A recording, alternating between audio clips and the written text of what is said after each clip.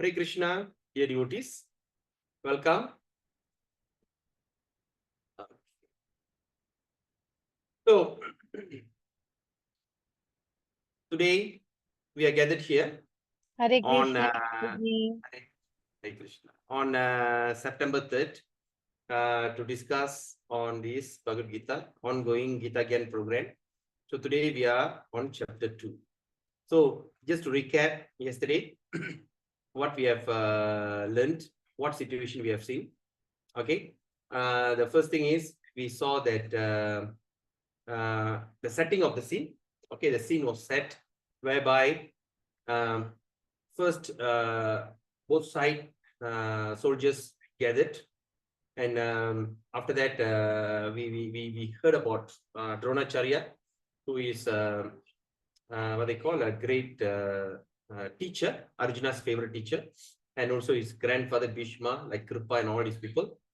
Then then he said, bring the chariot in the middle. I would like to see who is there to fight with me. All right. So when he went there and he saw that his family members, so Arjuna became disheartened. Arjuna became very, what they call, heartbroken. And he was like, he was confused about his duty and everything. So today in chapter 2, it's going to be a very long chapter, all right, around 50 slides. But we'll try to go, and we of course we also like to go. I will also like present the summary or the essence of chapter 2. But I also believe that you all have read chapter 1, okay, because we have completed chapter 1, and this is a good guide for you, so that you went through the chapter 1, so that you can appreciate what we're going to learn in chapter 2. All right. So before we start our program, what we usually do, we always like to offer our gratitude. We offer our gratitude to Srila Prabhupada because of his mercy. At a very old age, he moved to America, all right, just to save the whole world.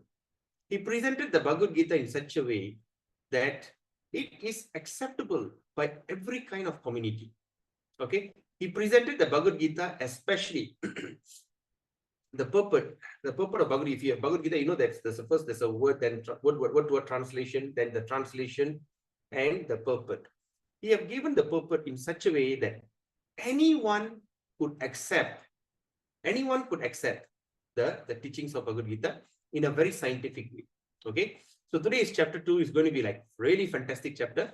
So I hope that you all are behold and enjoy this chapter. Okay, so let's offer our gratitude to all the spiritual master in that Parambara system, and offer our gratitude says, in other words, that without their mercy, all this, it won't be possible. Okay, so let's close our eyes and just listen to that mantra that I'm going to chant, and just say thank you to Prabhupada. It's just like that, all right? And offer your gratitude. Om Ajnana Timirandasya Gyananjana Shalakaya Chakshurunmilitam Yena Tasmai Sri Guruve Namaha Sri Chaitanya Manobhistam Stapidam Yena Bhutale Swayam Rupa Kadamayam Dadati Swapadantikam Vandeham Sri Guru Sri Uttapadakamalam Sri Gurun Vaishnavamscha Sri Rupam Sagarjadam Shahagana Raghunathan Vidam Tam Sajivam Satvaitam Savaduta Parijana Saitam Krishna Chaitanya Devam Sri Radha Krishna Padan Saha Gana Lalita Shri Vishakhan Vidamscha He Krishna Karuna Sindhu Dina Bandho Jagatpate Gopesha Gopika Kanta Radha Kanta Namastute Tapta Kanchana Gaurangi Radhe Vrindavaneshwari Vrishabhanu Stude Devi Pranamami Hari Priye Nama Om Vishnu Padaya Krishna Prishtaya Bhutale Srimade Jayapataka Swaminiti Namine Namacharya Padaya Nitai Kripa Pradayine Gaura Katatamadaya Nagra Grama Tarine Nama Om Vishnu Padaya Krishna Prishtaya Bhutale Srimade Bhakti Vedanta Swaminiti Namine Namaste Saraswati Deve Gauravani Pracharine Nirvishesha Shunyavadi Pasachari Satarine Jai Shri Krishna Chaitanya Prabhu Nityananda Shri Advaita Gadadara Shiva Shari Gaura Bhakta Vrinda. Okay, everybody, join me in chanting the holy name. Hare Krishna, Krishna Krishna, Hare Hare, Hare Rama, Rama Rama, Hare Hare, Hare Krishna, Krishna Krishna, Hare Hare, Hare Rama, Rama Rama, Hare Hare, Hare Krishna, Krishna Krishna, Hare Hare, Hare Rama, Rama Rama, Hare Hare, Hare. Om Namo Bhagavate Vasudevaya. Om Namo Bhagavate Vasudevaya. Om Namo Bhagavate Vasudevaya. Narayanam Namaskritya Naram Chaiva Narottamam Devim Saraswatim Vyasam Tato Jayamudiraye Nasta Prayesu Abhadresu Nityam Bhagavata Sevaya Bhagavate Uttama Shloke Bhaktir Bhavati Naishtiki. Hare Krishna. So, I'm excited. I hope all of you are also excited that now we're going to delve into chapter 2. So chapter 2 is going to be very interesting, whereby in chapter 2, we're going to study the entire Gita, summarize. Okay, let me get that.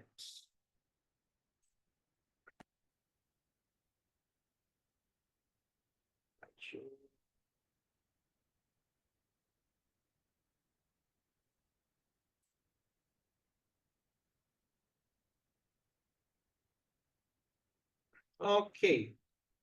So, ISKCON Ipoh proudly presents Gita Gyan in collaboration with ISKCON Malaysia, the essence of Bhagavad Gita, chapter 2.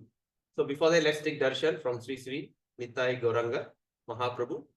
If those who are seeing this for the first time, this Nitai Gauranga means when you look at the person on your right, that is Lord Krishna came in the form of a devotee around approximately 500 years ago. Any knowledge that derived by a human being, it has to be given by the Lord himself. He will come and personally teach us. Example, like Bhagavad Gita, he came personally, gave Bhagavad Gita. Okay. And he also came in the form of Sakyadesh Avatar or empowered incarnation as Vyasadeva. He went and compiled the entire Vedic system. Similarly, he came in the form of Dhanvantari and introduced Ayurveda. So like that, the Lord himself usually comes down to introduce the way of method of worship. Similarly, for this Kali Yuga, Lord Krishna, he came in the form of a devotee and to introduce us the most simplest and most sublime way of going back home, back to Godhead. What is that going back home, back to Godhead? Going back to our original position, our constitutional position, where actually we came from. Because here, the place that we are living here, the actual reason that we are all suffering is because we are not in a natural place. All right. Example, like for instance, I am living in Malaysia, here in a very comfortable place. Suddenly, if I go to the place like in a certain country which is not well developed, where I need to like go to the toilet outside and all this, I'll be very uncomfortable because I'm so used to living in a clean, comfortable place. So similarly, we are in a wrong place now.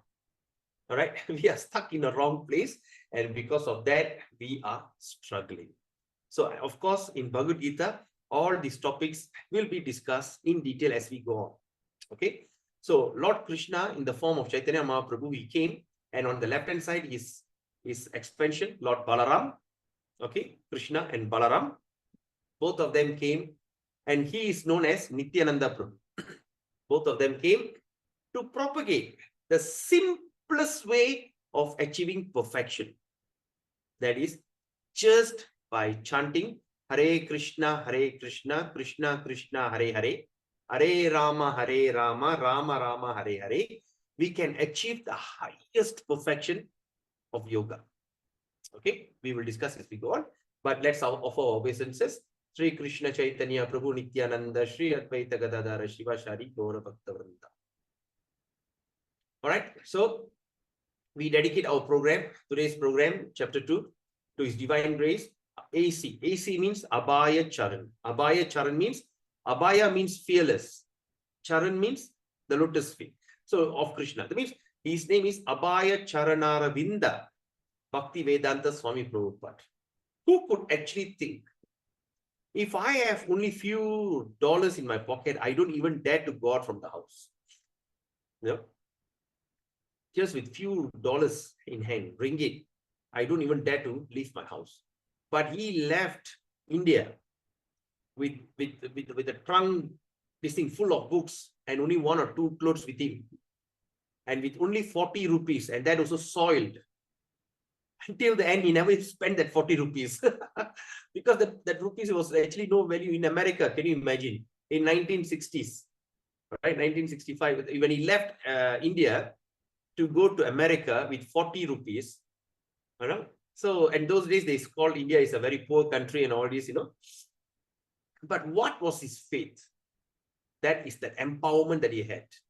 Okay, the empowerment, because he was instructed by his spiritual master to go to the Western world and to teach them that your material opulence, it is temporary. You know, can you imagine he goes to America and just say all your success or everything is temporary and all this? And how he did it was amazing. All right. Of course, we'll study that also in Bhagavad Gita.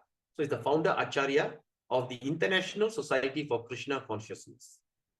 And also, I would like to dedicate this to my very dear friend, His Grace Anadi Jagannath Prabhu of Bengaluru ISKCON Shishadipuram, creator and brainchild of the essence of Gita Gyan program worldwide. If it's not because of him, I don't think that we will have such an effective way or outreach that we can just to expand the knowledge of Bhagavad Gita in a very systematic way. Such a genius, right? So, even though he's no longer with us, but what he have created will live as long as this program is going to go on. All right, let's look at today's Gita Mahatmya. What is Gita Mahatmya means? Okay, in Tamil we call Gita Magime, okay, or the glories of Bhagavad Gita by Adi Shankara. Okay, he says, Gita Dhyana Shilasya Pranayama Parasya Cha Naiva Shantihi Papani Purva Janma Kritanicha, Purva Janma, previous birth. So that means if one reads Bhagavad Gita very sincerely and with all seriousness, then by the grace of the Lord, the reaction of his past misdeeds will not act upon him. How fantastic. We are all doing lots of ritualistic ceremonies. We are going to temple, right? When festival comes, we take vow. Like taking Kavadi and all this, we were taking so many vows. In fact, we take some very what they call tough vows, like Swami Ayyappan, when they start to wear, they don't wear slippers, and they'll be all in all black and they'll be sleeping on the floor. All these things, they take such a vow, so that the past misdeeds, whatever things they have done, the prarabdha karma, will not act upon him, or try to reduce all that karmic reaction so that his life will be smooth. And some who have money, they even go travel to India. When they go to India, they like to bathe in Ganga, Yamuna, Saraswati, Kaveri, Sindhu, all these kind of places. They like to go to Allahabad, during that Kumbh Mela, big, huge festival. Millions and millions of people will be there at the confluence where all that Ganga, Yamuna, and underneath is Saraswati, when all the 3 rivers join. 12 years once, they like to go and take bath there because they want to get rid of all bad karmas, whatever things they have done. They want to get rid of everything. So there are so many ritualistic way of clearing up all the things that we have done in life. But here, Adi Shankara, who is no other than expansion of Lord Shiva, he said in his Mahatmya, verse 2, that Gita Dhyana Shilasya Pranayama Parasyacha Pranayama. Okay. Naiva Shantihi Papani Purva Janma Kritanicha. If one reads Bhagavad Gita, just read Bhagavad Gita, how? Very serious. Sorry, very sincerely. All right. And how we should read Bhagavad Gita? Don't make the conclusion and read the book. That's the wrong way of reading. Read the book and come to that conclusion. That is intelligence. Sometimes when we approach people, we say, yeah, I know everything about Bhagavad Gita. Let's see, these are the people who will never receive the knowledge or the wisdom of Bhagavad Gita. But what we should do, we should study the book, then we come up with our own conclusion. Yes. What do you think about the book? Right? Like for instance, a food critic. He doesn't look at the food, says, this food is not tasty. That is foolishness, right? So what you need to do, you need to take the food, you eat it, nice. The preparation was nice, right? The taste was good. The combination of the sweet and sour and all this is amazing. So he have to eat first, then he give his review. Similarly, that is how we should do. So that means when a person reads Bhagavad Gita very sincerely, with all seriousness, all right, then by the grace of the Lord, the reaction of past misdeeds will not act upon him. You can do it in the comfort of your own home. You do not need to go to India. You do not need to submerge yourself into Ganga. You do not need to Ulundu Parandra. Nothing you have to do. Simply take Bhagavad Gita and read it with full seriousness. And this is what guaranteed, right? Which is the simplest, the cheapest way of the ritual which can get rid of all the past reaction. Let's look at this. Understanding the Gita. Bhagavad Gita is best understood by the person who has qualities similar to Arjuna. Okay. That is to say, he must be a devotee in a direct relationship. Okay. He must be a devotee in a direct relationship with the Lord. As soon as one becomes a devotee of the Lord, he also has a direct relationship with the Lord. So here it's mentioned, it is no special arrangement for you to become a devotee of the Lord. All right. You do not need to have some adjustment of your look, adjustment of your thought. No, you just simply go to Krishna, says, Krishna, I'm yours. Then that's it, you become a devotee. All right. Or I accept what you have said in Bhagavad Gita, you become a devotee. It's a very simple process. So you have a direct relationship with the. What does read sincerely mean? That means, I don't understand your message, Mataji. What does read? Oh, you're reading sincerely. All right. Seriousness, I know. The means you read seriously, it's not a joking matter. Yeah. But read sincerely means how? Okay, Aren't we reading sincerely every day, or we need to improve, or how? Okay, reading sincerely means, that means you're reading with so much of submissiveness, all right, with so much of respect. Okay, that means you read with so much of respect, with so much of sincere, what they call seriousness. Okay, sincerely, that means I just take the book, okay, this is Bhagavad Gita, I feel like reading, I just open, not like that. So read sincerely means you are reading, studying word by word. You are paying attention to every sentence that is mentioned in Bhagavad Gita. That is how you do sincerely. Example, if you work sincerely, what does that mean? No, you are a teacher and I'm telling, okay, and you're coming and telling me, Prabhu, I am working sincerely. What does that mean? That means you are not cutting any corner, but you are paying attention, 100% attention in your teaching. Okay, Mataji, you got it? Yes, Prabhu. Okay, clear. Okay, good. Hare Krishna. So, there's also a direct relation with the Lord. That is very elaborate subject matter. But briefly, it can be stated that a devotee is in relation with Supreme Personality of Godhead in one of the 5 different ways. There's 5 different ways a person can be a devotee to the Lord.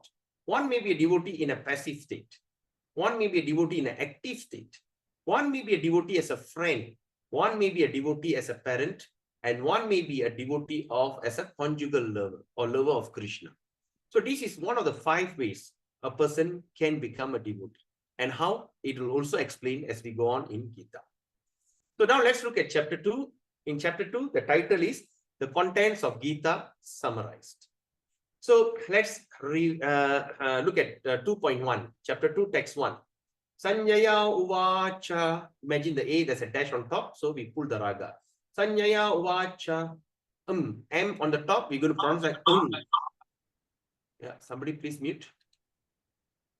Okay. Right. So, tang tata kripaya vishtam ashru purna kulekshanam vishidantam idang vakyam uvacha madhusudana. Very interesting. Sanjaya uvacha. That means Sanjaya is now continuing. He said, tam tata kripaya vishtam.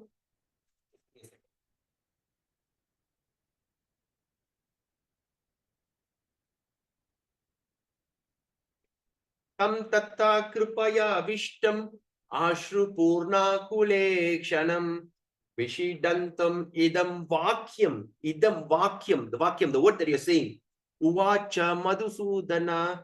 So Sanjaya said, now Sanjaya is back to informing that Dhritarashtra, the blind king, he said, seeing Arjuna full of compassion. All right, that means Krishna, just imagine a person who are ready to fight, and suddenly you go to the battlefield, you are lamenting and start crying. Imagine, and Krishna is right in front holding the chariot. Suddenly he's looking behind and says, hey, what is happening with you? You know, simply sitting and like, he's lamenting. I'm afraid to kill these people. I'm afraid of getting the sin. I'm afraid of this. I'm afraid that their wives and the wives and children are going to curse me. I'm afraid I'll go to hell. I have this, I have that. And just imagine, Krishna was looking at Arjuna. How he might be looking?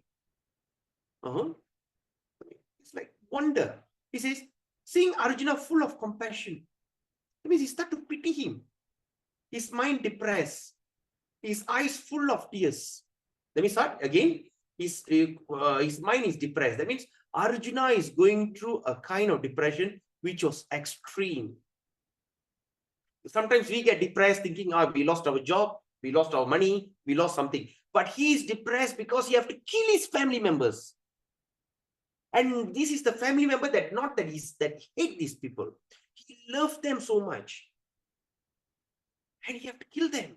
So he's so depressed. He's looking at all the consequences. Oh my God, what am I going to do? Depressed. His eyes full of tears. He's crying. He's crying. So Madhusudana, Krishna, spoke the following word. Now Krishna is speaking.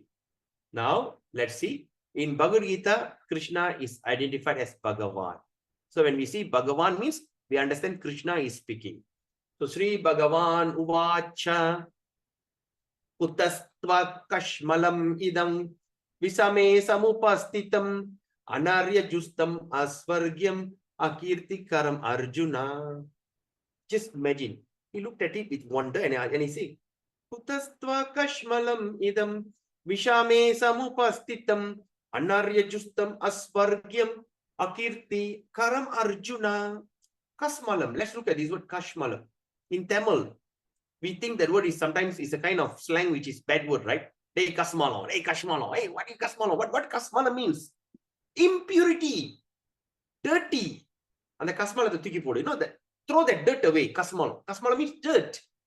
So now Krishna is looking at Arjuna in full of wonders. He's asking, the Supreme Personality of Godhead said, my dear Arjuna, how these impurities came upon you?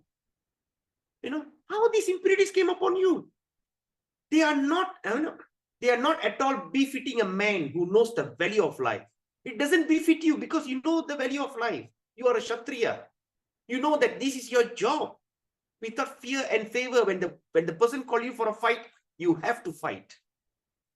So then he continued, they lead not to the higher planet, but to infamy. Right? You will be humiliated. You're going to go down the drain. All right? So now Krishna says that, how these impurities came upon you? What are you talking? You know? And 2.6, Krishna, then after all this, 2.6, Arjuna is saying, Arjuna uvacha, na chaitat vitma katarana gariyo, na chaitat vitma kataranno gariyo, yatva jayema yadiva no jayeyuhu. Yan eva hatva najiji vishamas te avistita pramuke dartarastraha. He's telling. Arjuna said. Arjuna is lamenting. He's crying. He's so depressed. Can you try to imagine? He's in so much of depression. He's telling, no, do we know which is better? Conquering them or being conquered by them? If we kill the sons of Dhritarashtra, we should not care to live. Yet they are now standing before us on the battlefield. Now he's trying to express himself. That is the cause of his distress. The sons of Dhritarashtra and Arjuna and the Pandavas were growing up in the same palace. Despite they had some dispute when they were young. But they are first cousins. or in Tamil we call Pangalis. Pangali, right? They are first cousins. And in that situation, he's telling, what is the point? We should not care to live. By killing them, I don't even think care to live. But they are now standing right in front of us. Oh my gosh. 2.6, we understand he couldn't make a decision. So now, Arjuna's reason for not fighting, yesterday we have read, compassion for friends and relatives. Text 38, 28 to 30. No enjoyment even if victorious, 31 to 35. Fear of sinful reaction, 36 and 38, the text. Destruction of family tradition, 39 and 43. And now in 2.6, we understand he is indecision. He couldn't make a decision. So when someone, right? Okay, before I go there, okay. So he couldn't make a decision. Now let's see what happened in 2.7. Karpanya doso pahata svabhavaha prachami twang dharma samudachetaha yachreyasya nischitam bruhitan me shishyaste hamshaditam twang prapannam. When you read this verse, when you understand this Gita, when you start reading, you can feel the feeling. Arjuna is in so much of distress, in so much of confusion. Now he's saying this verse. Karpanya doso pahata svabhava prachami twang dharma samudacheta yachreyasya nischitam bruhitanyam nischitam shishyaste hangshadi mam tvam prapannam.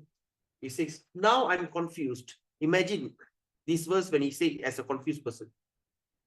About my duty. I don't know. I am very confused about my duty. And I've lost all composure. That means the ability to make decision. He lost everything. Because of miserly weaknesses. In this condition, I'm asking you to tell me for certain. Nischitam, nichiyamaga, nichiyamaga. That means certainly, I want that certain. Tell me for certain what is best for me. He's not asking, can you just give me some suggestion? Tell me what I should do. Can you just advise me? He's not asking for advice. He's not asking for suggestion. He's telling me certainty. Tell me what I should do. What is the best for me? After that, he went further and he says, Shishyasteham shadi mam twang prapannam. Now I am your disciple and a soul surrendered unto you. Please instruct me. So now you see here, he says, I am your disciple. Right? He didn't use the word, I am your cousin. Right? I am your best friend. He says, I am your disciple. What is that? The what they call? Shishyas. Shishya. In Tamil also we call Shishyan, right? Shishyan. Shishya. So what is the Shishya means? Manavan vere, Shishyan vere. Why? What is the difference? Both same only word. Student. Student and disciple. What's the difference? If you are a disciple, you are surrendering your mind, your intelligence, your entire body, everything towards your spiritual master. Your spiritual master will take control of you and he will tell you the job of spiritual master is to give instruction, not to give you suggestion. Right? Say like my spiritual master come, Padita Tarna, oh, why not you do like this? Why not do like, no. When I first met him in 93, he told me, I want you to distribute Bhagavad Gita and do Sankirtan and nothing else. I was just 1 month old. You know, I joined around the month of November, October and November in 93. And December 25th, Christmas, he was there in Malaysia. First time I'm seeing a very big build, huge, tall American Swami. I said, American white man can become a Swami. I was like, wow. Then, of course, I went and collected some Dutch people. All went out. They were so excited, preparing the temple, cleaning up the temple, decorating. Then I saw one group of people going out because I was lost. I didn't know what to do. Then I saw a group of young boys were going out. I said, where you guys are going? No, we are going out to, what they call? We are going out to collect some dakshina, or we try to distribute some books, invite people to come and meet the Guru Maharaj. Oh, really? Yeah. Can I follow you? He said, come. And they went there, they just dropped me one place, they just left. And I was lost. I don't know what to do. I don't know to turn left, turn right, or do what to do. So I went and knocked doors. Knocked doors. What am I supposed to tell? I just said, hey, it's all Chinese people. I went to the Chinese village area. I said, Asowa, ini ya, tokong itu sifu besar Mario. Oh, ini, okay, we have Prahlad Prabhu from Tobago. You don't understand Malay. So let me translate in English. I said, hey, auntie, there is one big sifu big guru is coming to Malaysia, coming to Ipoh. So I want to take some money from you to give it to him. For what? No, because I'll take little money from you, I give it to him, you also get benefit. Nanya ong. They said, berapa you mau? Berapa lu mau? They said, how much you want? I said, you suka lah. I said, it's up to you lah. 10 cent, 20 cent, can. He was puzzling. Oh, this is a new type of begging. Or new type of doing things. I said, just give me whatever amount you can. And like that, I collected 10 cents, 5 cents, 15 cents. And I went and gave it to him, all shilling. When he saw that, he was so excited. He came and gave me a big hug and just told me this. Just do this and nothing else. That is the job of a spiritual master. So when a person becomes a disciple, okay, his life will be full of discipline. So the spiritual master will tell you what to do. So that's what Krishna says. He says, I am your disciple. That means Arjuna is willing to accept everything that Krishna is going to say from now onwards. There's no doubt about it and there's no argument about it. He's just going to accept everything that he's going to say. And after that he says, and I am also a soul surrendered unto you. I am surrendering everything to you. But at the lastly, he said, please instruct me. So from now onwards, we understand in Bhagavad Gita. Bhagavad Gita is not a conversation, as what many people think. People think, this Arjuna and Krishna are talking, chatting, but they got nothing else to do. Chatting in the middle of the warfare. Bhagavad Gita is an instruction. And who is Arjuna? Arjuna is actually representing all of us. Arjuna is actually representing all of us, and Krishna is taking up this opportunity. They put Arjuna in a very awkward position so that he will start to ask all these questions, and that instruction Krishna is giving is benefiting all of us. Imagine spoken 5,000 years ago, the message still valid till today. 2:11. Now what happened? Let's see. Shri Bhagavan Uvacha. Now Krishna is speaking. Shri Bhagavan Uvacha. See the word S at the apostrophe. How are we going to pronounce? Shri. S-H-R-I. Shri. Okay. Shri Bhagavan Uvacha. Ashochan Anavoshut. Anvashochastvan. Pranyavadangscha bhashase. Gatasun agatasuncha. Nanushochanti panditaha. Now, Krishna is somehow annoyed. All right? Krishna is somehow annoyed and is a kind of chastising Arjuna. Okay? Chastising Arjuna. Because he has surrendered to me, now he has become a guru. Now his first level is chastising his disciple. He says, the Supreme Personality of Godhead said, while speaking learned words, telling Arjuna, you are speaking like a big time learned word, Pandita. All right? So, Nanu Shochanti Pandita. Pandita means very learned person. While speaking learned words, you are mourning. Or in Tamil, we call it Polambaraning. For what is not worth of grief. Those who are wise lament neither for the living nor for the dead. So, Krishna is saying, that means saying that even you are speaking all very intelligent, like speak like big time Panditan. Right? You're speaking all learned words. But actually, you are mourning. M-O-U-R-N-I-N-G, mourning. Mourning means what? When a person dies, there'll be mourn, the death. Okay, mourning. Mourning for something which is not worthy of grief. You are grieving for something which is not worth it. Then he said, those who are wise, lamentation means polambran. Okay, those who are wise, lament neither for the living nor for the dead. That means the intelligent people do not lament for those people who are dead or those people who are alive. 12.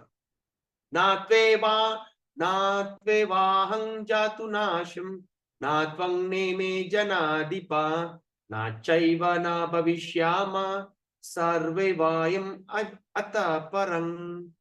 Na tvevaham jatu nasham, na tvang neme janadipa, na chaiva na bhavishyama, sarve vayam ata param. So then Krishna is continuing, never there was a time when I did not exist, nor you, nor all these kings, nor in the future shall any of us cease to be. What we understand from here, very important. There was not a time that Krishna said, there's not a time that I did not exist, or you. He's saying, not me and you. We never, there's a time that we existed before. And also all the kings, and including all of us, all of you are sitting in the Zoom, all of you existed before. And nor in the future, any of these people cease to exist. That means all this future, all these people will not exist. So in other words, today is 2024, right? In 2021, 24, that means 100 years from now, all of us will not exist. We existed before, we existing now, and in 100 years down the road is guaranteed none of us will exist. You all got me? All right. So they said in the future that any of them cease to be, all will be cease, all will be gone. 10-13. Dehinosmin yata dehe kaumaram yauvanam jara tata dehantara praptir dhiras tatra namuyati. Now Krishna is saying 2:13. He said, as the embodied soul continuously passes in the body from the boyhood to youth to old age, the soul similarly passes into another body at the death. A sober person is not bewildered by such a change. So my dear devotees, Prabhus and mothers, what we can understand from here. Dehinosmin yata dehe, kaumaram, boyhood, yauvana jara, old age, tata dehantara prapti, dhiras tatra. So that means as an embodied soul, that means we are the soul, we are passing through a body. Once upon a time, all of you had this body. You are a baby. Then you become a toddler. Then you become a child. Then like that, you become a youth, right? Youth, teenager. Then you become a youth. Then you become a man. And eventually you go to the middle age. And eventually you become old. And similarly, when the body couldn't change further, the body dies. And you continue your journey with another set of the body. So that means what Krishna is saying here, all these are introduction. In chapter 2 is going to be the introduction for the entire Bhagavad Gita. We are all going to discuss this in detail as we go on. So Krishna says here, that means as the embodied soul passed through from the boyhood, right, to the youth and to the old age, the soul similarly at the time of death will pass through into another body. And Krishna says a sober person is not bewildered. That means a sober person means what? The person who understood the Shastra and they start to assimilate and start to practice. These are the sober people. All right. We know so many people who are just know all these are technically. They understand all the subject technically, or they understand the subject theoretically. So these kind of people, you can't find any kind of sobriety in them. But to be sober is the one who have studied, understood, assimilate, and they start to realize. Okay. So Krishna says a sober person is not bewildered. Such a change. That means as we get older, I mean, like now, I cannot say, I'm 46 now. I cannot say, when I was 25, how good looking I was. Oh my God, look at me now. Start to wrinkle, hair start to turn white. Those days, I can go on dancing in front of Radha Yatra, the whole journey from A to Z. Few days ago, Radha Yatra, I just walked and I saw all the young fellows dancing. I said, oh my God, once upon a time, yeah, what to do? We are getting old. I don't know. So that's it. So it's changing. Thinking about the past, I was like this before. I was a millionaire before. I was such a great person before. By thinking of all that, that means we are still living in the past and we are suffering a terrible, we are living in full of depressed life. Right? So Krishna says, but the person who can understand this will not be bewildered with such a change. 270. Avinashi tu tat viddi yena sarvang idam tatam vinasham anvaya yasyasya na kaschit kartum arhati. What Krishna says, that which pervades the entire body, you should know to be indestructible. No one is able to destroy that imperishable soul. So now, when you see, what is the difference between a person who are alive and the person who are dead? Sometimes we see, oh, that person is gone. What has gone? Right? That person is lying down, yes. But when people come and say, oh, I'm so sorry, that person is gone. So I come there and say, hey, he's still there. What has gone? What energy has gone, which is so precious, until the body becomes so disabled, until as even though we love that person so much, we don't even want to keep it. We will try to discard it immediately. Right? Like some culture within 3.5 hours, some culture one day, some culture like Chinese, they'll keep it for 5 days. But even though whatever said and done, the body has to be discarded by cremation, by burial, or by throwing into the vulture. All right, like the Parsi, the people who are Parsis.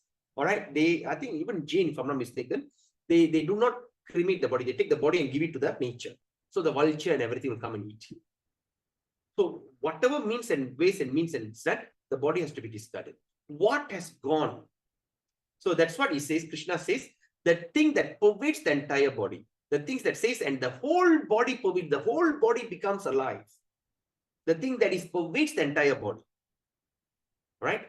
And Krishna says, no one is able to destroy that. And what is that? The imperishable soul, the Atma. That means the Atma cannot be destroyed. Okay? 222. Okay? So in 222, Krishna is refuting the compassion of argument, the compassion argument. Like Arjuna was telling, I'm very compassionate to the family members, how am I supposed to kill my brothers, my uncle, my grandfather, and all this, the compassion. So now in 222, we see Krishna is refuting that argument on compassion.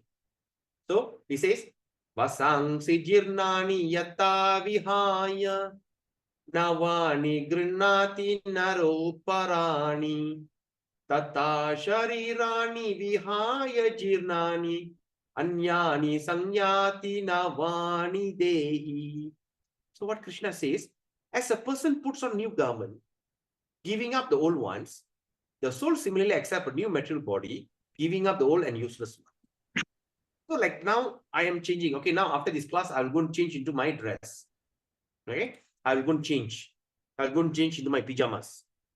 Right? Then next day morning, once I go out, I'm back to my formal attire or attire according to that place that I'm visiting. So it's just like changing your shirt. So what Krishna says, just like a person puts on a new dress and giving up the old ones, right? Like sometime in Pongal, Bogi, we used to burn all the old clothes. Why? It's just like that, all the old torn one. Like today, I just discarded some clothes which is torn. Throw it away. All right? So it's just like that. So just like accepting a new one and throwing out the useless one. Similarly, the giving up the old and useless. That means similarly, the body accepts a new, the soul accepts a new body when the current body becomes useless. How the body can become useless? Say through disease, through accident, right? Or through suicidal, whatever things that you destroy this body, it cannot function further, you go to the new body. Just like say my car, suddenly my car is having a problem, suddenly it keep giving problem and suddenly everything start to worn out and everything. What I should do? Discard the car, sell off the car or send to the junk, destroy the car. Then I buy another car. Just like that. It says, that's how it goes on. Okay. So why Krishna is repeating the argument compassion? He said, actually, you're just worried about the body. Because of this body, I've got a relationship. Okay, I got a relationship with so and so because of this bodily relationship. All right. So But actually these people will go on. He will just keep going on, and they're going to take up, accept new body. They just don't you think that you're going to kill them and you're going to, like, you're going to suffer the consequences. Right? So there's no such thing word for compassion. All right. So it's just like, okay. Now let's look at text 23. Okay, what does it mean level 1? Usually our Gita Gyan program, we have level 1 and level 2. But here I synchronize both into, we got level 1, level 2, and level 3. So I was thinking that is taking so much of time. So I take this opportunity to share as much as I can to understand. So I combine all this and presenting this Bhagavad Gita. Okay, so that's why it's the slide says level 1. Okay, so now let's see what is soul. Okay, in 223, Krishna is explaining about the soul. Okay, he says the soul can never be cut to pieces by any weapon, nor burned by fire. The soul cannot be burnt by fire, or moistened by water, or in Tamil we call thanil uri poradhu. It cannot. Nor withered by wind, or that means dry.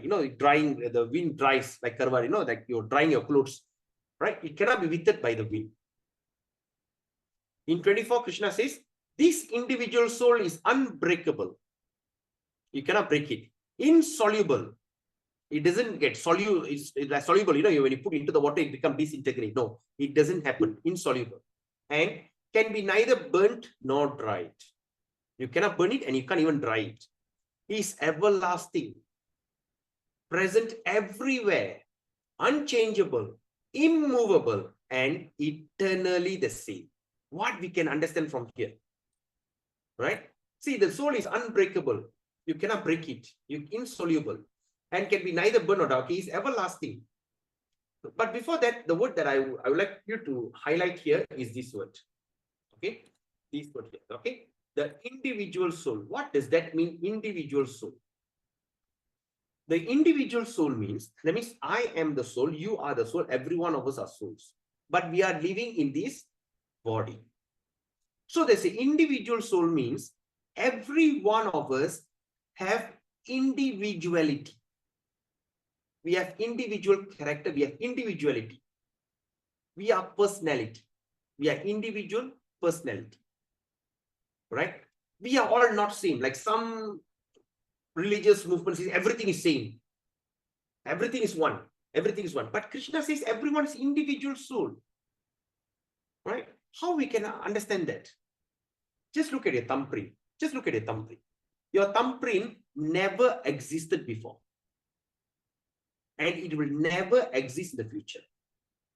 In this particular lifetime, the thumbprint given to you is authentic. Even the way you look, there's no one looked like you in the past, and there's no one will go look like you in the future. Even when you look at identical twins, like my father-in-law is identical twins. Right? Sometimes when my children were young, they get, because they look so alike. Once they go in, my children say, oh, I got into the wrong grandfather. Even identical twins are not 100% same. They have some different, like my father-in-law, one, he got this thing, and another one got a different type of voice. That's different.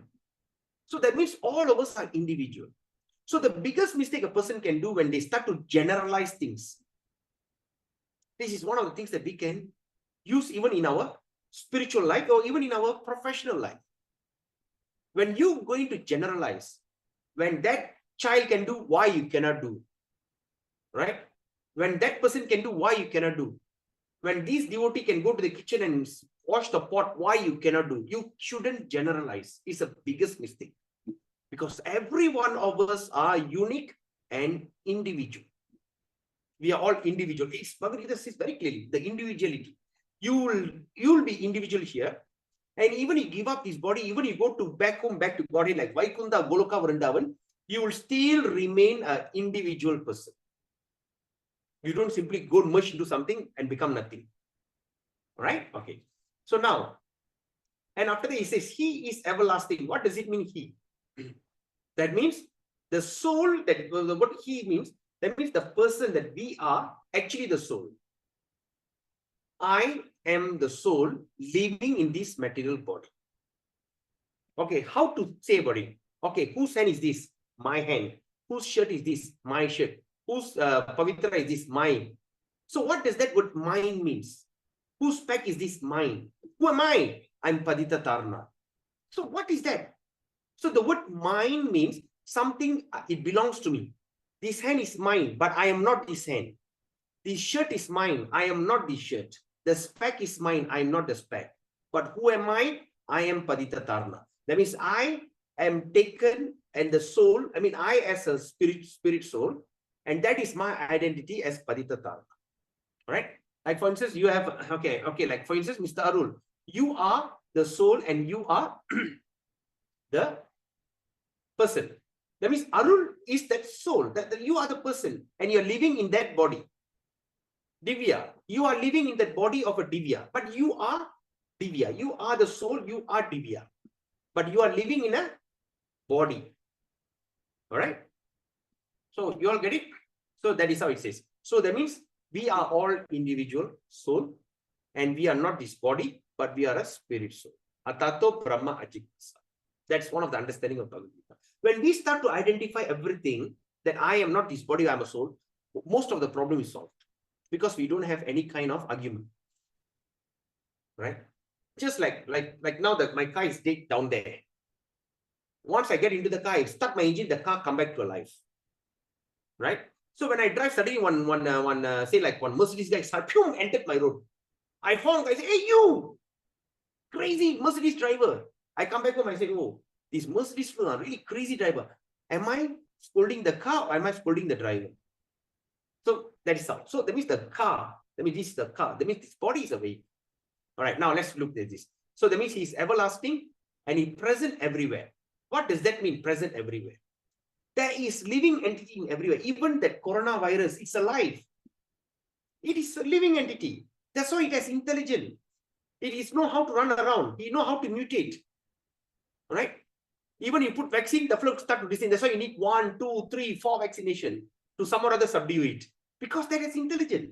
Because the soul present everywhere. So it's everywhere. Right? When you talk about cancer cell, it knows how to mutate itself. It starts to like venture. It's like conquering other good cells. Right? So it's like that. So example, so it's present everywhere. Okay, it's everywhere. Unchangeable. That means we may accept many kinds of body, but the soul remains pure. Immovable. It remains there and eternally the same. That means forever the soul is same. It is not once come into my body of Padita Tarna, the soul becomes how I look. The next birth, if I take a form of a dog, the soul becomes a form of a dog. No, it always remains the soul. Right. Then after that, Krishna is continuing. It is said that the soul is invisible. Why? Why it is invisible? Because when you look at the size of the soul, when you see, it is, you take a tip of your hair and divide it into 10,000 pieces. That is the size of the soul. It is not possible to even see under a microscope. And it's so tiny, even it can live in the tiniest bacteria. Because the soul is there, that's why it's moving. It's procreating. It is working, it's happening. Right? Even in this body, when you see, imagine how many living entities are inside this body. I got some worms in my stomach. I got this thing. I got everything. So there's so many things. Even say if I got a tick on my hair, pain. So there is some living there. It's like that. It's everywhere. Okay? And after that, Krishna says it's inconceivable. Cannot be understood. Very hard to understand. And after that, he says immutable. That means when you see any living being, it cannot stand in one place mute. There's no such thing. The only thing that mute when there's no soul in it, when the person dies. Even a tree cannot stand in one place. It will be like shaking here and there, it'll be growing twigs over there, there's some kind of activity. So it's immutable. Then Krishna says, knowing this, you should not grieve for the body. So I hope you all understand this. All right. So we should not grieve for the body because the body is a vehicle. If somebody come and bang my car, I don't sit and cry. Yeah, there'll be some pain. Oh, definitely beat my, okay, what to send to the mechanic and try to repair that. Somebody come and bang the car, I sit down and cry. Oh, my car, the brake ready. No, you don't do that. That's why. So that's what Krishna says. You should not grieve. He said you do not grieve. He said should not. You should not grieve for the God. So far so good. Any questions? So shall we proceed? All right. Now let's look at 27-28. What Krishna says. Jatasya hi dhruvo mrityur dhruvang janma mritasya cha tasmat apariharyerte natvang shochitam arhasi avyaktadini bhutani vyakta madhyani bharata avyakta nidananyeva tatra ka paridevana. So Krishna says very nicely, one who has taken his birth is sure to die. Okay, we all have a birth certificate. Definitely we're going to have death certificate soon. He's sure to die. All right. So Krishna never used the word possible to die. Jatasya. Jatasya means birth. He dhruva mrityu. Mrityu means death. So one who has taken his birth is sure to die. But after dhruvam janma mrityasya, that means after the death, he is one sure to take birth again. All right. When a person dies, is sure to take birth again. Therefore, Krishna says is the word that we should really highlight. Okay. Therefore, in this unavoidable discharge of your duty, you should not lament.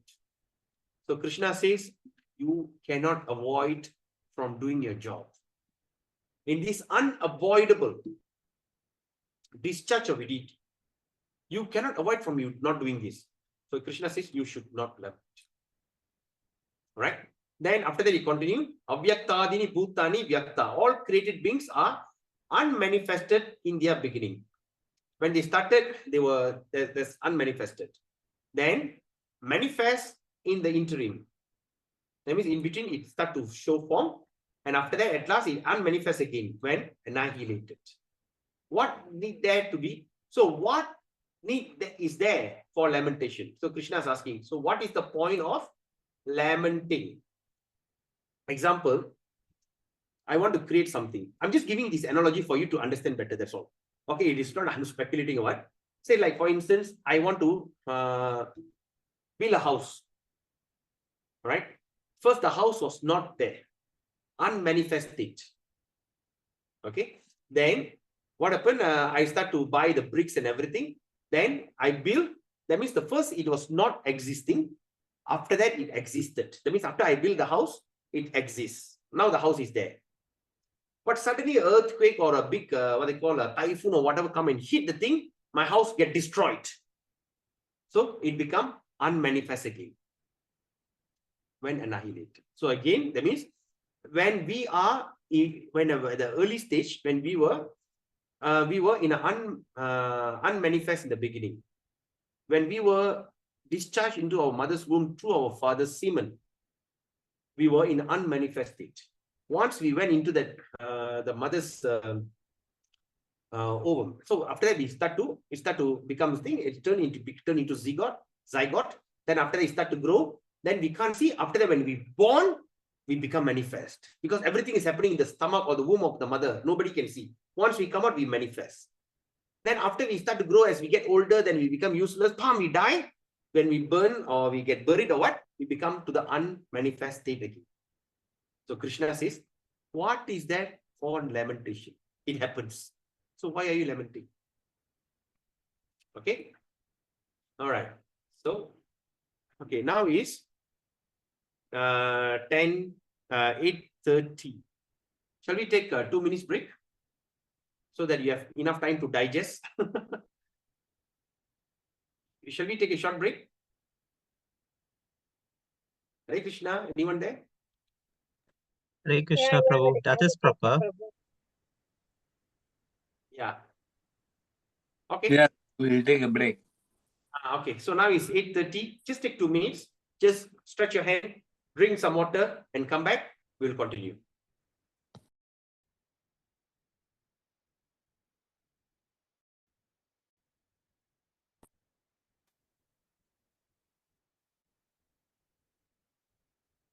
Okay. So we have understood this. Okay. Let's look at 231. Swadharmam apicha vekshya na vikampitum arhasi dharmyadi yudaktreyonyat kshatriyasya na vidyate.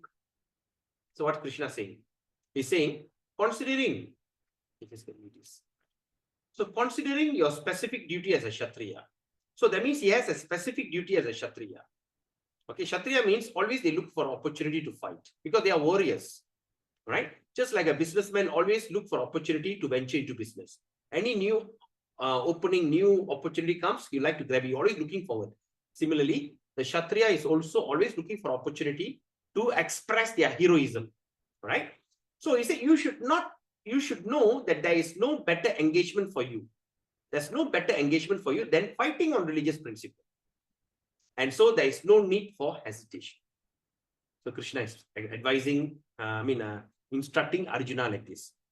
He said, yeah, that is your job. But if you're a Kshatriya, you always have to look for opportunity to fight. Now the fighting opportunity is here. So you have to do it because it's a religious principle. If you're a Kshatriya, you have to fight. And there's no need for hesitation. So refuting the enjoyment argument. Right? Arjuna, remember yesterday we studied that, right? Arjuna is telling, how am I supposed to enjoy? How am I supposed to kill my relation? I cannot enjoy.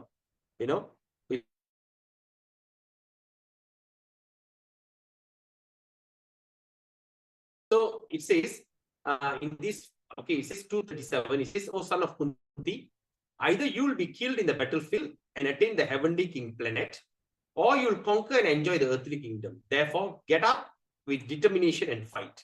Krishna is saying that. He said, that means, in other words, what is the thing? Fight.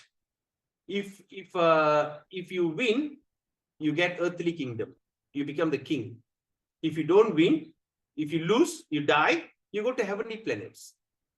There's a lot of heavenly planets are given because they are fighting in where? Can anyone tell me why there's a possibility of heavenly kingdom? Let's see. Anyone? They are fighting in Kurukshetra. Very good. Fantastic. Because they are fighting in Kurukshetra. So that means they win, they go there. If not, they go to heavenly planets. It's win-win. But if you don't fight, you will be infamy or they'll be calling you a coward. Odita. By the Odita, coward. It is a very disgraceful thing, especially for Kshatriya. So like that. All right. So either you win, you get the kingdom, you lose, you die, you go to heaven. Right? This thing. Okay. Now, let's move on. So there'll be always a question that we should ask, who am I? Okay. In Bengali, they ask, Ke Ami, who am I? That's a very important question that every one of us should be asking. Right? So let's look at this understanding of Gita. The speaker of Bhagavad Gita is Lord Sri Krishna.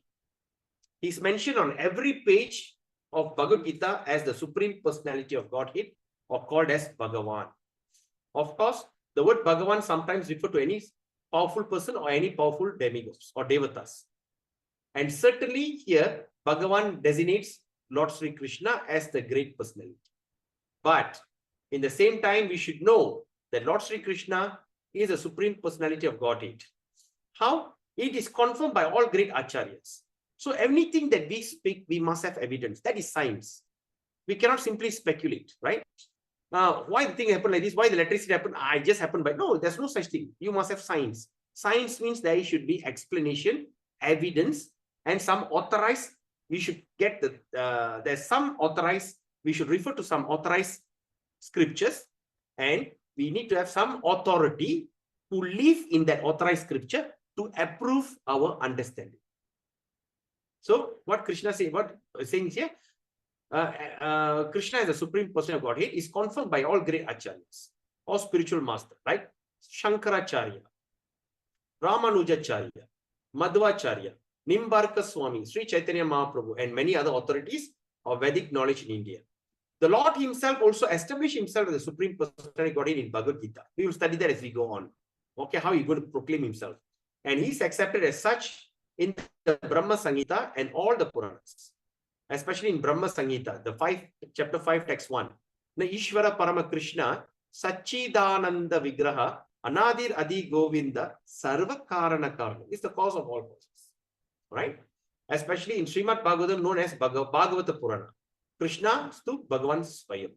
Therefore, we should take Bhagavad Gita as it is directed by the personality of God himself. That's why we should accept Bhagavad Gita as it is, as how Krishna originally spoken. Right. So, we recap what we have studied just now. Sankhya Yoga, analytical study, the descriptive knowledge of the soul and the body. Okay, that's what we studied. Now, let's continue with Buddhi Yoga. Work in Krishna consciousness in full bliss and knowledge of devotional service. Now, let's look at 239. All right. So, Krishna is continuing. He said, Eshati Vihita Sankhe Buddhir Yoge Trimang Shrinu Buddhaya Yuktayaya Partha Karma Bandang Prahasyasi. So, Lord Krishna says, thus far I have described the knowledge that you, that means, thus far I have described this knowledge to you through analytical study. What is analytical study? We are not this body. We are an imperishable soul. The body can die, but we cannot die. The body is somehow or other will perish. We existed. First we were unmanifest. Interim we manifest, and later we become unmanifest. All these are analytical study. But now Krishna says, now listen, as I explained the terms of working without fruitive result. How you can work without fruitive result? In fruitive result in Tamil we call palan. Palan. Palan edirpaakama vela seiyurathu. Palan. Palan means fruitive result. Why is fruitive? Example, when you plant a tree, what is the purpose of planting a tree? Because you want to have the fruit. That's the ultimate goal. Right? So that's why the word fruitive is used. So that means the result, the benefit of that such endeavor, we call fruitive results.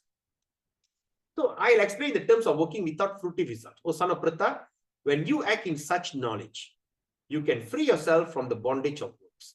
That means if you can work in that mind, you can free yourself from the bondage, right? From the bondage of work. 240.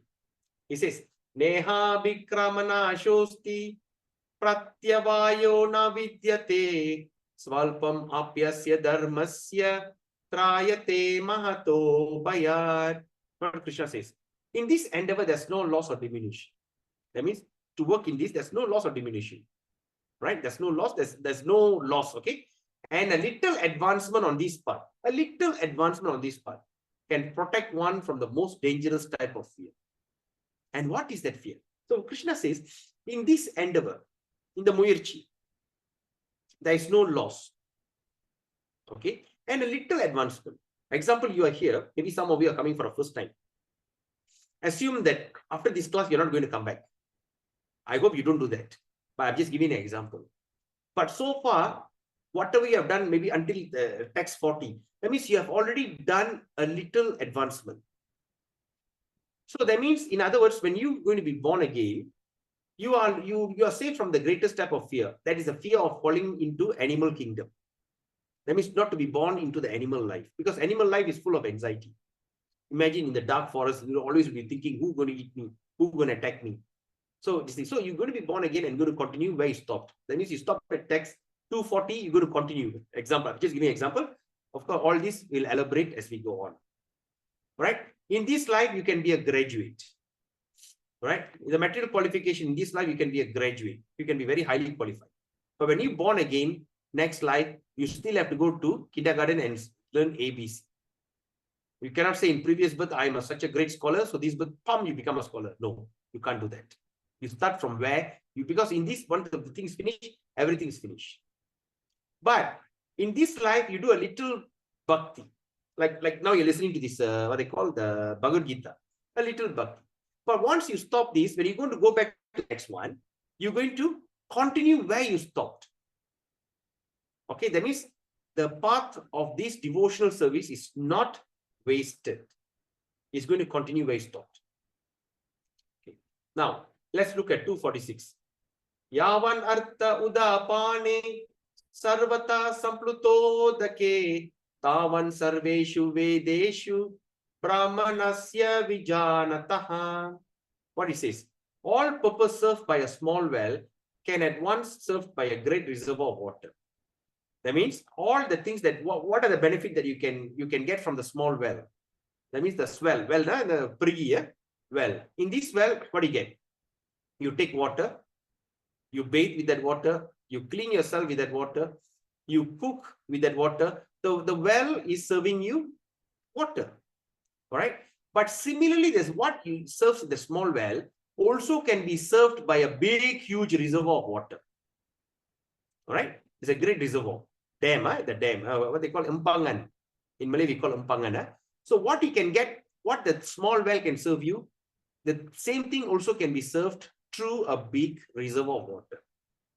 Okay. Similarly, all the purpose of the Vedas, what are the purpose of the Vedas?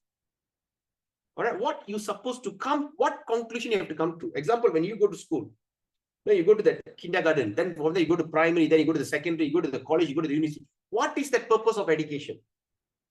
What is the ultimate purpose for that education? That you going to graduate, then you're going to have a better life. You're well educated, you're well graduated, you come out and then what is the purpose? So you can get a good job, so you can have a lot of money. So money is the ultimate purpose. And what happened with that money? So I can marry a beautiful girl, then I can have a beautiful life. So that is the purpose. Ultimately, the purpose is to settle down. So similarly, what is the purpose of studying the entire Vedas? What is the purpose? So Krishna says, similarly, all the purpose of the Vedas can be served to one, can be served to the one. That means those who knows the purpose behind them. So what is that purpose behind all the Vedas? Can be served to one who knows the purpose. So the entire purpose of the Vedic literature is served in Bhagavad Gita. Vedascha sarva aham eva vedyo. Bhagavad Gita 15, chapter 15, text 15, he says, by all the Vedas, I have to be, I am to be known, right? So we will go through this. Okay. Let's look at 247.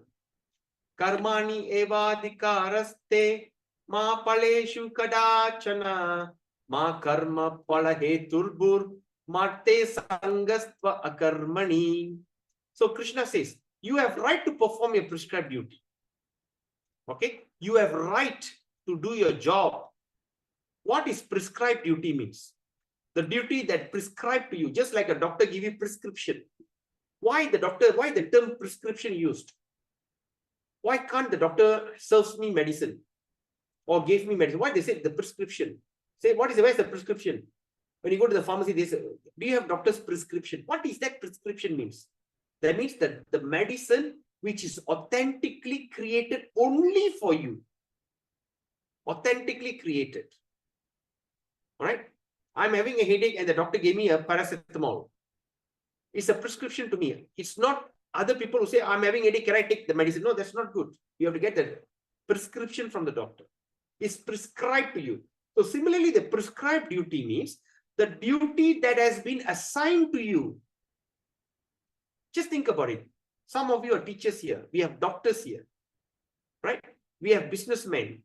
We have students. Whatever it is, that is your prescribed duty. Your prescribed duty is that is the job that you should stay in. That's a prescription that was given to you. All right? So, and you have right to perform that job. But after that, Krishna says you are not entitled for the fruits of the action. All right? You are not entitled. The fruit of the action. Sometimes, sometimes you work on it. You just do your job. Example, if you are a doctor, when a patient comes to you in emergency, you've got your prescribed duty to save that person, the person. Whether the person live or die, it's not in your hand. So then Krishna, never consider yourself the cause of the result of your activity. Don't think that you are the cause. So because of me, everything happened.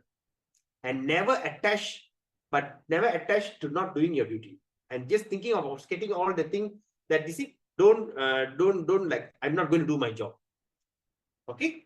You all understand? And my dear friends, Prabhus and mothers, if you can understand this, you can be very successful in any of your chosen field. Right? When we have expectation, we will never perform our duty properly. Example. Okay, I'll give you an example. Example. A person who come and work as a contractor on a daily wage. All right. I tell the person, now you see, my garden is all turned into a bush. I wanted to clear all my garden and plant some trees and make it a beautiful garden. All right. And that person, and that person knows he can finish up this work in 3 days. So I said, I'll pay you $100 every day. Every day I'll give you 100. I said, okay. So they know, let me say, if I'm the gardener, I know I can finish up the work in 100 days. So what I do? I say, never mind. I try to drag the work for what they call for extra 2 days. So I just take my own sweet time because I have expectation. Right? If the more I delay, the more wages I get. So I get expectation. I start to finish up the job. I take 5 days to finish. And I'm so happy I've earned extra 200. The job which I can finish in 3 days, I finished in 5 days. But what happens if I do without expectation? I say, I am the gardener. The person asked me, to say, okay, I'll give you the best thing. I don't expect. I do to my full satisfaction.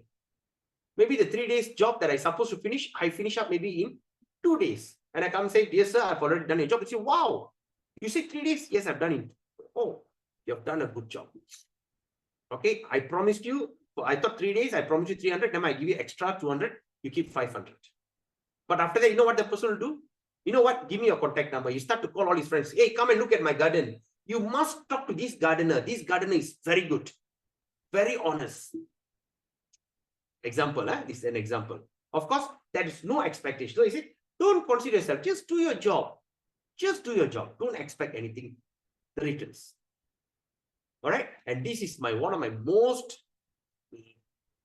this verse I really love the most. What he says, 249. Durena hyavaram karma, buddhi yoga dhananjaya, buddhau sharanam anvicha, kripana palahetava. What Krishna says here? Oh, Dhananjaya. Remember the word Dhananjaya yesterday I said? What is Dhananjaya means? The one, the winner of wealth. So Arjuna is a veteran soldier. He goes conquer other country. He brings back the wealth. So that's why it's called Dhanan. Dhanan means wealth. Jaya means the victory over wealth. So that's why here Krishna is addressing Arjuna as Dhananjaya. And he says what? Keep all abominable activities far distant. Durena in Tamil called Duram, right? Duram means far. Duram, Duram. Avaram karma, Hyavaram karma. All that abominable activities. Throw away all this nonsense thinking and all these bad habits, all abominable activities. Put away far distant. By how? By devotional service. So when we start to perform devotional service, it is the process of purifying ourselves. So the devotional service to Krishna is actually we are purifying ourselves. What is ourselves? We will discuss as we go on, because we have 16 chapters and all the things will be explained. I'll show you some drawings and everything, right? The comparison studies. So he said, throw away all your bad qualities far away by devotional service. So after true devotional service, you throw everything away. And Krishna says, in that consciousness, what consciousness? The purified consciousness. Surrender unto the Lord. Buddha, Sharanam Anvicha. But after that, Krishna says, those Kripana means miser. Those who want to enjoy the fruit, Kripana Palan. So those who want to enjoy the fruit of their work, they are misers. So that means I work and I want to enjoy, I earn so much money, so I build a big house. So if I want to enjoy my hard labor income, right? This thing, I will be turned into a miser. I'll be suffering. Have you seen many big houses? No, you build a big house, then after that you spend extra for CCTV, then extra by putting a security guard stand in front of you, and that security guard at night you call for a dog security. They have like L station of big dogs will be like going around the day. So much of fear. So it's miser. So Krishna, those who want to enjoy the fruits of their work are misers. Right? Let's look at this. What is the result of fruitive activities? All right? And Buddhi Yoga. Buddhi Yoga means, Buddhi means intelligent. Intelligently attaching ourselves to Krishna. Okay. Fruitive workers. Number one, all our attempt, there's a loss or diminution as of the result. Anything that we work, just think about it, my dear devotees. We are working so hard, day and night, struggling. to enjoy something which is perishable. All our effort is going to be perished one day. I give you a good example. My father was a pharmacist with government, okay, assistant pharmacist. After he retired, he worked in that same hospital for 30 years until he retired, right? After he retired as a pharmacist, what happened? After he retired, 1 week later, he went back to the office, all right? Just as how sometimes he just open the door and just go in, went into the office. When he went in, immediately the senior pharmacist there and told, Jaga, you are not authorized to enter this place. Stay outside. What happened? All his 30 years of sacrifice working in that office, in that pharmacy, he was producing that. Those days they used to produce their own medicine. They don't buy, they used to produce. So that means they take all that things and they start to produce all the medicines and everything. And he was so dedicated, he became a best worker of the year and everything. But after he retired, when he came back, he said, stay out. So there is a loss of diminution as a result. And all the fruitive activities incur sins. He does not get rid of good and bad reaction. What good or bad karma, he doesn't get rid. No guarantee of human life in next birth. Okay, how? We will explain later. Intelligence is not fixed. No peace, no happiness. You know, I saw my father was so sad, so distressed. He came back because I was there. I was with him. He said, Jaga, stay outside. My father's name is Jagannathan. Stay outside. You're not allowed to come in. Right? Result in entanglement. And entangle one to work. That is, if you work in fruitivity. But what happens if you work in Krishna consciousness or Buddhi Yoga? There's no loss or diminution. 240. Chapter 2, text 40. Does not incur sin. 238. Refutation of fear of sinful reaction against argument. Okay. Get rid of good and bad reaction. 250. One is sure to be born as a human being either in the family of cultured Brahmana or rich and aristocrat family. 240. Purport. There is the. That means you're going to be born into the family of good family, not into some kind of aborigine or these kind of families, right? Intelligence is fixed and resolute. 241. Result in peace and happiness. 266. Verse 66. Result in liberation. 251. Free one from bondage of work. 239. Chapter 2, text 39. Right? Let's look at 254. Arjuna Vacha. Now Arjuna is speaking. Stita pranyasya ka bhasha samadhistasya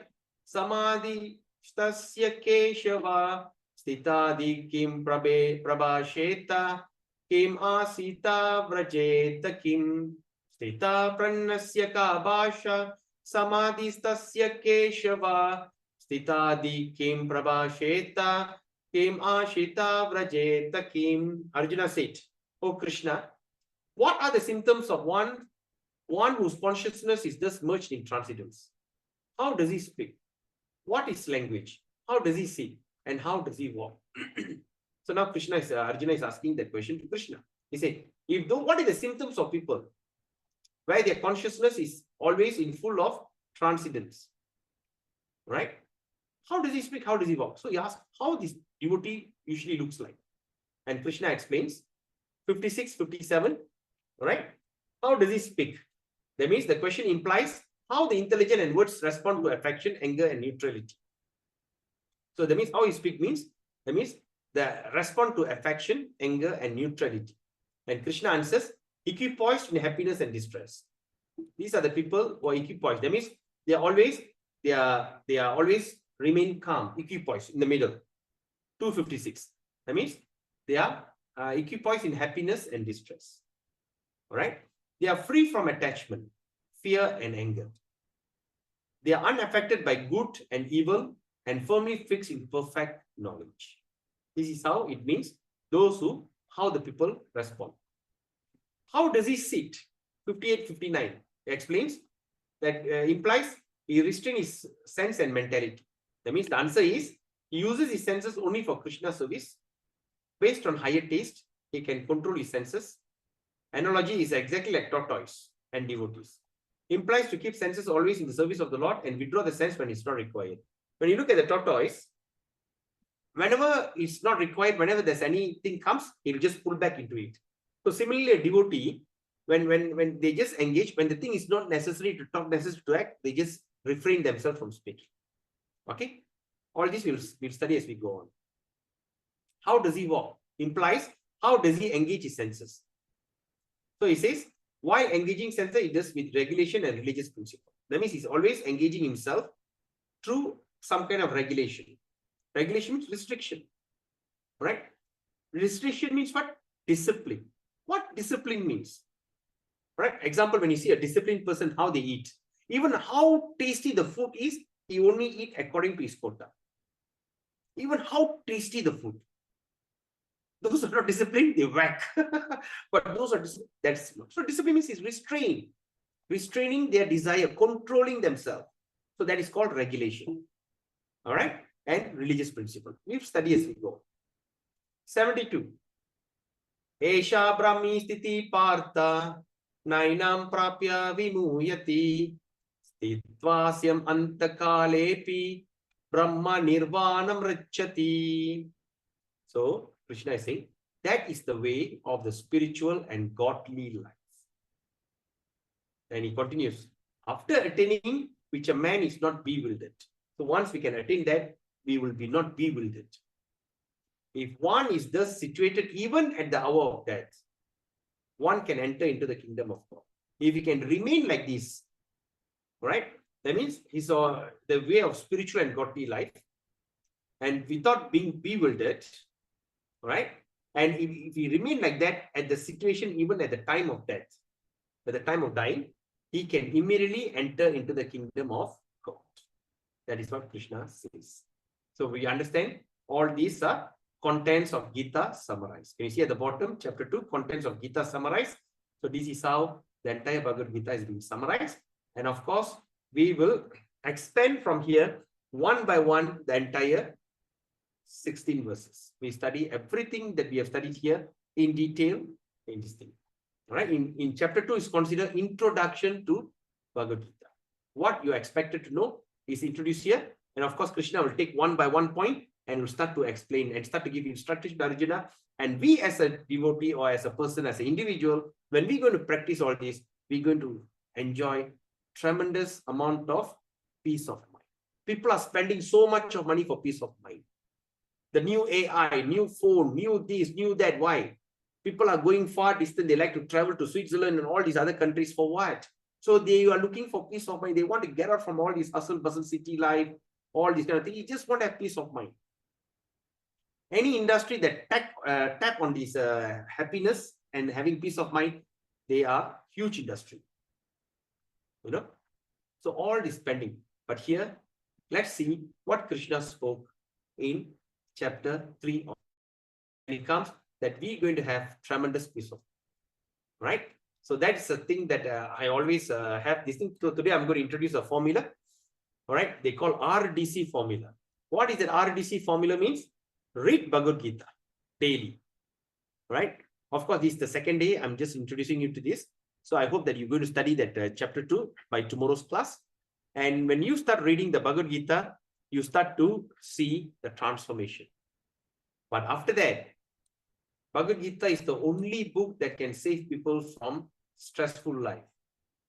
They can bring out, the Bhagavad Gita is the only book that can bring out your original self. Therefore, distribute this Bhagavad Gita. Give to your loved ones, your family, friends, neighbors, relations. Whenever you see people are distressed, just tell them, take this book and start to study this book. Right? And also you can prepare them for the batch 3. Once we've got winning, we're going to start a batch 3 Gita Gyan program. Tell them to come and join so that they can understand Bhagavad Gita. Right? That is D, distribution. And C means chanting.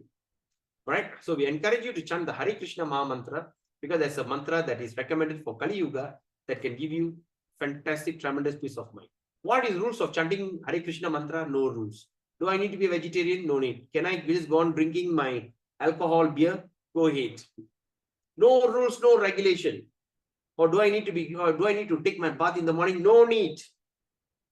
All right, don't take the bead bags to the toilet. But you can chant, kissing while you're bathing. Right? While you're sleeping. while you're moving, while you're driving, any moment you can go on chanting Hare Krishna. So take this RDC formula and you start to see how your life going to be, how your life going to transform into a different person. Right? So tomorrow, next week, not next week, is coming up tomorrow, we're going to speak on Karma Yoga. What is Karma Yoga means?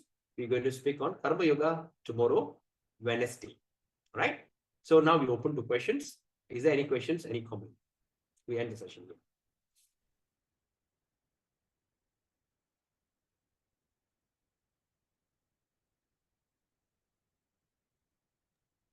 Hare Krishna, Prabhu. Yes, Prabhu. Shang Prabhu. I just want to clarify on something that when the chapter 2 begin with the knowledge of the soul, is it entitled to understand the Sanatan Dharma without this soul knowledge? Soul knowledge is actually a scientific knowledge, understanding yourself. You are the soul. I see. Sanatan Dharma is your activity, your eternal Dharma. You as a soul, but what is your activity? Sanatan means eternal. Dharma means religiosity, the activity. So what I mean is that to understand this Sanatan Dharma, we have to begin with understand the soul, right? Yes, correct. Oh, okay. Because as you mentioned before, the first chapter, the second, you are talking about the 5 basic truths. That was the living entities, the soul. Then they come to material nature, the prakriti, and then they got to act, and then the for them to act, there's a wheel of time, and then all this is a temporary manifestation, and of course is under the material condition. Only I find that the 5 basic truths itself, there's another reality that is the come to understand, come to in contact with the Ishvara. That should be the spiritual beyond this material reality. That is the reality in spirituality. So so this Gita summarize, I think it covers all these 5 basic truths, is it? Yeah. Okay. Just to clarify that everything is there. Chapter 1, chapter 2. What you're going to study from 3 to 18 is all summarized in chapter 2. So chapter 2 is considered like introduction to Bhagavad Gita. You know, it's an introduction to Bhagavad Gita. So you're going to understand this analytical study. You're going to understand about the soul. You're going to understand your existence. And Krishna also says in that mode, no, durena hya varam karma. Throw away all these bad qualities. True devotional service. What is the devotional service? It will be explained when we come to the topic of devotional service. How the devotional service can purify us. And in that consciousness, Krishna says surrender to you. Of course, there is a topic of saranagati, right? Man mana bhavat bhakto mad yaji mam namaskuru. All these things, all those. So in this chapter is basically chapter 2 is an introduction for the entire balance 15 chapters. Sorry, 15 chapters. Sorry, 16 chapters. Okay, Prabhu? Yeah, wonderful, Prabhu. Thank you, Prabhu. All right. So is there any takeaway, any comment before we end the session? Anything that you have learned, something new, some kind of thing that you have never heard of, suddenly you heard of today? Anyone? Maybe I think today the message was too heavy. Prabhu, again, there's a yes. doubt. Sorry, take your time. Because you're talking about Arjuna in the beginning. He's talking about this. He's performing this Dhamma Sutra nicely and perfectly. But I just wondering how come in that Dhamma Sutra cannot be able to approach this the Sanatan Dharma? What is Dharma Sutra, Prabhu? just like this Varnas ashram things like that. Varnashram. Or- Varnashram. Varnashram. Yeah. Yeah, Varnashram. That's why Krishna asked him to stay in your Varnashram because you're a soldier. Right? As a soldier, you have your code and conduct. Codes of conduct. Say like, okay, you are a businessman, right, Prabhu? You are a you build, you are a developer, right? You do renovation work and everything. Yes or no? Yeah. So what is your nature of your job? Do your job, renovate a house, Correct. and after that, keep quiet. You always look for new opportunity. You'll be Yeah. looking out for new contract. You're looking out for a new project. Always you'll be looking out for a new project. So whenever there's a project comes, it's an opportunity for you to do your job because that's your job, right? Yes. Imagine when you get the job, you start to grumble. I cannot do this job. You know, this thing. No, you don't do that, right? The same thing. That's why Arjuna is asking, Krishna is asking. You're supposed to fight, and this opportunity for you to fight. So why are you lamenting? There's no room for you to lament. It's opportunity. You should grab it. And that's how the Bhagavad Gita. Of course, Krishna has put Arjuna in that situation so that he could speak Bhagavad Gita. We will study that as we go on. Yeah. The only thing is that how come this bewilderment suddenly can cover the intelligence? Why not, Prabhu? Bewilderment means what? You're stressed. People Oh, are okay. going under severe stress. They even commit suicide. The intelligence is being hidden. Yeah. Like committing suicide, permanent solution for temporary problem. Yeah. Right? The problem is so temporary, but people kill themselves. What happened? The bewilderment covers the intelligence. It's very dangerous. That's why Bhagavad Gita is such a fantastic book that it is going to be anti-stress, anti-suicide, and all this. Because I used to advise people on anti-suicidal. So when I speak to her, once there's one lady called me up at 12 o'clock midnight and says, I feel like dying. What do you think? Can you imagine? I was sleeping halfway. She calling and said, I want to die. What do you think? I said, what am I supposed to think? You know? So I say, to die is your right, of course. But let me tell you the consequence. Man, I just, based on Bhagavad Gita, I just explained to her. And now she's a first-class devotee here in April. Right? Wonderful transformation, the Gita. Oh, yes, definitely. That's for sure. That's why I'm so excited to do this program. Okay, if there's no question, there's no reflection. So we'll end the session here. Tomorrow, Wednesday, we meet at same time, 7:30. So once you're on time, because 7:30 tomorrow is going to be a very interesting topic on what they call Karma Yoga. Till then, have a beautiful evening. Vancha kalpatarubhascha kripa sindhubhyacha paditanam pavanibhyo Vaishnavebayo namo namah. Hare Krishna. Good night. Have a nice day. Thank you, Prabhu. Thank you so much. Yes, sure. Hari Bol.